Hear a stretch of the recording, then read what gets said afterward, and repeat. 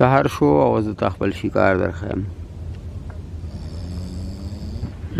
دا ملګري ودي خدا دې د خیره.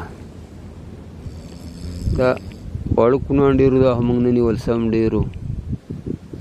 دا یو ګاټ ولګېد نو ټول واړه وو او بیا پسې راولګېدو موږ 6 ونیول. صفا سوتره مایا 1500 روپۍ کیلو ده. څه دا زه چې به ناست یم دا پرچ دی څه به دې کې پراته دي. ښه مزه یې وکړه مایې ته هم کار وي او ځکه چې د مایې ریټ د 1500 روپۍ 1400 روپۍ کیلو ده. کله په 1400 ریټ یې مخکې وروسته ځي راځي سهار شو. دا خلک ټول شکار ته ولاړ دي. دا لیټونه میټونه چې موږ د شپې ولګو نو بیا موږ تر بیان او چاره جمعوي.